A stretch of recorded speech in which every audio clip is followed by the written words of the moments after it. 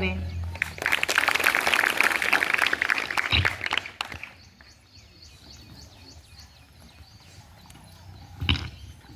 પંદરમી ઓગસ્ટના રાષ્ટ્રીય તહેવાર નિમિત્તે પધારેલા મહેમાનશ્રીઓ તથા આપણી શાળાના આચાર્યશ્રી તથા શિક્ષકો તેમજ મારા વહાલા વિદ્યાર્થી ભાઈઓ બહેનો, આપણા ભારતમાં દર વર્ષે 15મી ઓગસ્ટના રોજ સ્વતંત્રતા દિવસની ઉજવણી કરવામાં આવે છે અને તે ખૂબ જ આનંદથી ઉજવવામાં આવે છે. 15 ઓગસ્ટ એ આપણે બધા ભારતીયોને આપણા ભારતને 200 વર્ષ પછી બ્રિટિશ શાસનની આઝાદી મળી હતી. તે આપણો રાષ્ટ્રીય તહેવાર છે. આપણા ભારતનું પ્રાણનું બલિદાન આપ્યું હતું. તે તમામ દેશભક્તોને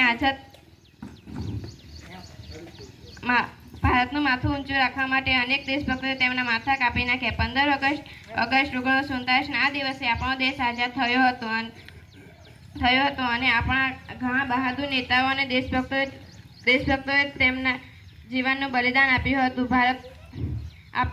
તે તમામ દેશભક્તોએ દેશને આઝાદ કરવા માટે અનેક દેશભક્તોને આઝાદી આપી હતી. તે તમામ દેશભક્તોએ દેશને આઝાદ કરવા માટે પોતાનું આખું જીવન સમર્પિત કર્યું. બધા દેશભક્તો માનતા હતા કે જો તે ગુલામ રહેશે તો તેની આગળની પેઢી પણ ગુલામી કરશે. તેથી તેના દેશ માટે તેનો જીવ આપી દીધો. આપણા દેશમાં મહાપુરુષોએ ન તો તેમનો પરિવાર જોયો, ન તો તેમનું જીવન જોયું. તેઓએ તેમની યુવાની વૃદ્ધાવસ્થા આઝાદી માટે આપી. તેમનો જીવ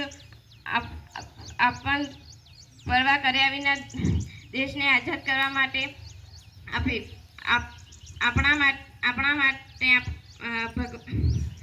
આપણા દેશ માટે ભગવાનથી પણ ઓછા નથી. આપણો તિરંગો એકતાનું પ્રતીક છે. આપણા દેશના તમામ લોકોનો ભાઈચારો છે. આપણો દેશનું પ્રતીક છે. જય હિન્દ, જય ભારત. સમગ્ર ઇતિહાસનો ચિતાર આપવા બદલ દિવ્યાબેન, આપનો આભાર.